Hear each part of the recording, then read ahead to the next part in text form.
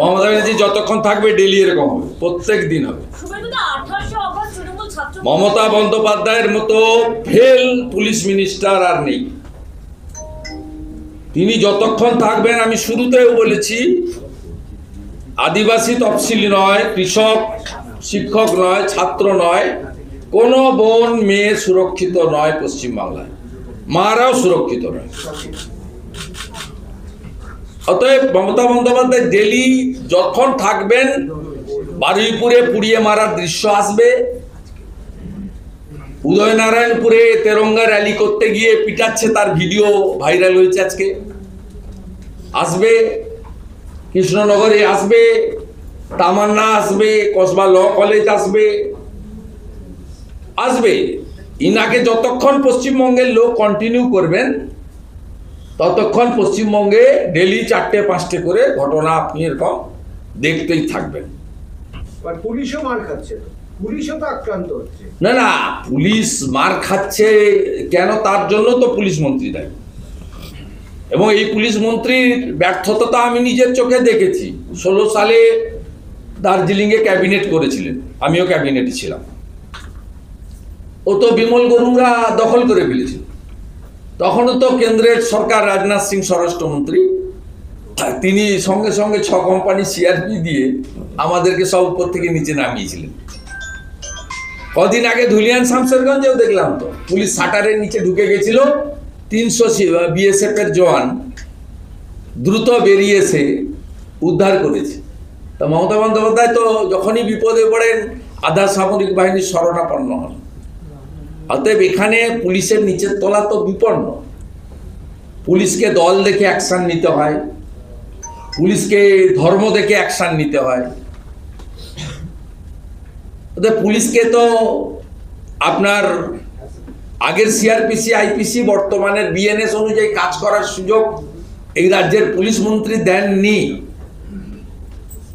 এবং পুলিশ যদি যা চান মুখ্যমন্ত্রী রাজনৈতিকভাবে সেটা না করতে পারে, তা পুলিশেরও পানিশমেন্ট হয়, আবার স্বমহিমায় ফিরতে সময় লাগে। একটা ছোট্ট মিউনিসিপ্যালিটি তাহেরপুর হেরে গেছে, গণনা শেষ হয়নি, সকাল 7:30টার সময় তাহেরপুরের ওসিকে পুলিশ লাইনে ক্লোজ করে দেওয়া হয়েছে। ভোলানাথ পান্ডে আবার তেল ওয়েলিং করে ফিরে এসছে, মাঝখানে গ্যারেজ করে দিয়েছিল ব্যাটালিয়ানে সাগরদিকে হেরে যাওয়ার জন্য। বেচারীরা করবে, বেচারীদেরও নিচের তলায় ভীষণ কষ্টে ওরা আছে। ওরা সব এই যে পুলিশ ট্রেনিং স্কুলের মধ্যে থেকে ভিডিও পাঠিয়ে দেয়, আমি তুলতে গেছিলাম না আপনি তুলতে গেছিলেন, ওরাই তো তুলে পাঠিয়ে দিচ্ছে। ওরা তো নেই মমতা ব্যানার্জির সঙ্গে। ওরা বলছে আপনারা পরিবেশ তৈরি করুন, আমরা প্রস্তুত আছি। 90% পুলিশ পরিবর্তনের পক্ষে। শুভেন্দুদা, আপনারা ভুয়ো ভোটারের কথা বলছেন, আমরা রাজারহাট, গোপালপুর বিধানসভায় গেছি, এরকম বেশ কিছু জায়গায় দেখা যাচ্ছে প্রতি বুথ 30 থেকে 40টা ভুয়ো ভোটার। বেশ কিছু বাড়িতে আমরা গিয়েছিলাম, সেখানে দেখা যাচ্ছে যে তাদের পরিবারের লোকজন মারা গিয়েছেন, কিন্তু তাদের নাম এখনো রয়েছে। এমন বেশ কিছু ভোটার পেয়েছি ভোটার লিস্টে আমরা, যাদের কোনো অস্তিত্বই নেই। এটার জন্যই এসআইআর এর প্রয়োজন। আমরা we are waiting for it, এবং এসআইআর করতে হবে, হওয়া উচিত, হবেও। এসআইআর নতুন কিছু নয়। আজকে আপনি দেখবেন নির্বাচন কমিশন বিভিন্ন জায়গায় ডিএমদের একটা নির্দেশ দিয়েছেন, যেহেতু লাস্ট জনগণনা 2011-তে হয়েছিল, কিন্তু ভোটারের সংখ্যা বৃদ্ধি আর জন্ম দুটোকে ট্যালি করতে বলেছে। কারণ বার্থ রেজিস্ট্রেশনের তো ডাটা সরকারের কাছে আছে, পপুলেশনের ডাটা না হলেও তাতে দেখবেন পশ্চিমবঙ্গে যারা জন্মগ্রহণ করেছেন তার তুলনায় 2.5% বেশি ভোটার লিস্টে নাম উঠেছে লাস্ট 10 বছরে। এটাও একটা one of the big parameter. যেহেতু 11 সেন্সাসের পরে কোনো সেন্সাস হয়নি, ভোটার লিস্ট হয়েছে বারে বারে। ভোটার লিস্টের গ্রোথ আর আমাদের যে বার্থের গ্রোথ, এই দুটো কম্পেয়ার করে পশ্চিমবঙ্গের ক্ষেত্রে ইলেকশন কমিশন ধরেছে যে পশ্চিমবঙ্গে যা জন্মগ্রহণ করেছে তার তুলনায় 2.5 গুণ বেশি ভোটার উঠেছে। এরা কারা? এরা নিশ্চিতভাবে মৃত voter, double triple entry voter, non existence fake voter, obviously Bangladeshi মুসলমান যারা জন্মেছেন চট্টগ্রামে, সিলেটে, নোয়াখালীতে, যশোরে, দিনাজপুরে, রংপুরে, লালমনিরহাটে, আর মমতা ব্যানার্জির সৌজন্যে বেড়া না থাকার জন্য ঢুকে ভোটার তালিকায় এখানে নাম নিয়েছেন। সেই জন্যই জন্ম সংখ্যা আর ভোটারের সংখ্যার সঙ্গে hell and heaven difference in West Bengal. ওরা পালাতে পারবেন না। সিসিটিভিতে সোদপুরের এজেন্টকে দিয়ে যা করেছেন আমি আবার একদিন দেখাবো, ওয়েট করছি। প্রতিবারই বলি আমি আমার কাছে যে জিনিস আছে আমি দেখাবো আপনাদের কি করেছে 24-এর লোকসভা। ওটা actual reflection of the voters নয়। সকালে 8টা থেকে 10টা, বিকেলে 4টে থেকে 6টা, 4 ঘন্টা করে ক্যামেরা বন্ধ রেখে, পার ফেজে 5,000 করে ক্যামেরা বন্ধ রেখেছিল। 80,500 বুথের মধ্যে 35,000 বুথে রিগ হয়েছে।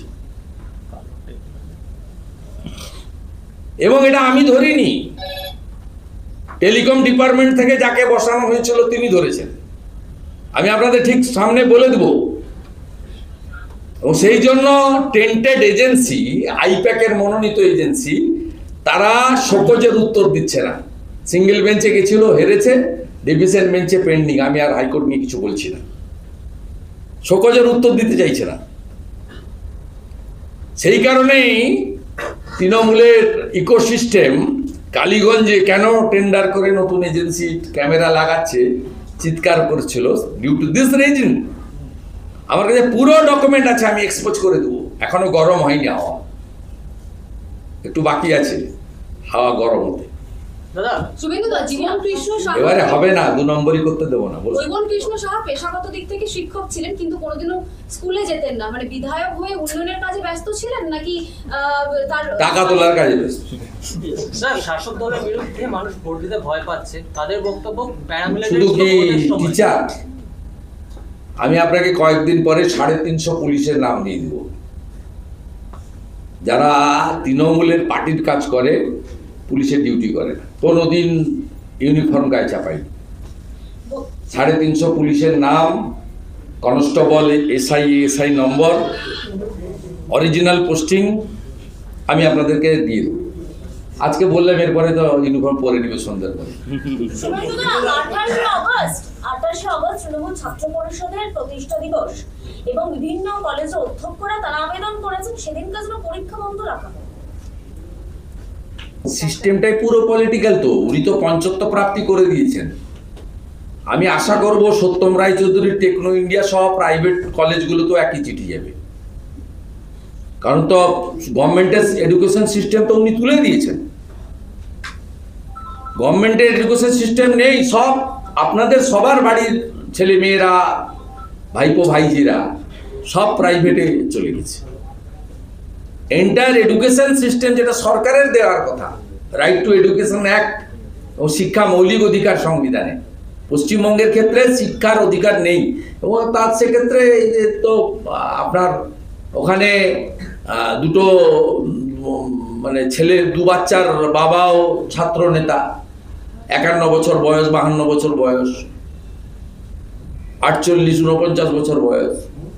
তারা সেখানে পাগলু ড্যান্স করবেন, আই লাভ ইউ বলবেন, হাঁটু ছেঁড়া জিন্স পরে নাচবেন, লাল চুল, কানে দুল, কানে মাকড়ি, হাতে আইফোন, পায়ে লোটো, জেল লাগানো চুল, নাচবেন, সবাই দেখবেন, খেলা হবে আর কি। ইন্ডি জোট সঙ্গে অধীর চৌধুরী বলছেন দীঘায় অপকর্ম হচ্ছে এবং দীঘার যে জগন্নাথ ধাম সেটাকে নিজের করে চালাতে চাইছে মুখ্যমন্ত্রী। কে বলছেন? অধীর চৌধুরী বলছেন। ওনার পার্টি আগে স্ট্যান্ড ক্লিয়ার করুন। কিন্তু কংগ্রেসের বড় নেতা, ওয়ার্কিং কমিটির মেম্বার, উনি, ওনার পার্টিটা তো নিশ্চিতভাবে কংগ্রেস তার নাম আছে, অনেক দিনের পার্টি। পার্টিটা তো পরিবারবাদী পার্টি। সোনিয়াজি, রাহুলজি, প্রিয়াঙ্কাজিরা, অধীর চৌধুরী যাকে চোর বলেন, সেই ভাইপোর সঙ্গে খানা পিনা মৌজ মস্তি সব করছেন। স্বাভাবিকভাবে অধীর চৌধুরী আগে স্ট্যান্ডটা ক্লিয়ার করুন। তিনি দিল্লিতে একরকম করবেন, কলকাতাতে একরকম বলবেন, বহরমপুরে এসে আরেক রকম বলবেন, মানুষ বিশ্বাস করছে না। এবং অধীর চৌধুরী, মমতা বন্দ্যোপাধ্যায় সাম্প্রদায়িক রাজনীতির শিকার। অধীর চৌধুরীর নামটা অধীর চৌধুরী এবং হিন্দু বলেই তাকে মুসলমানরা ভোট দেয়নি।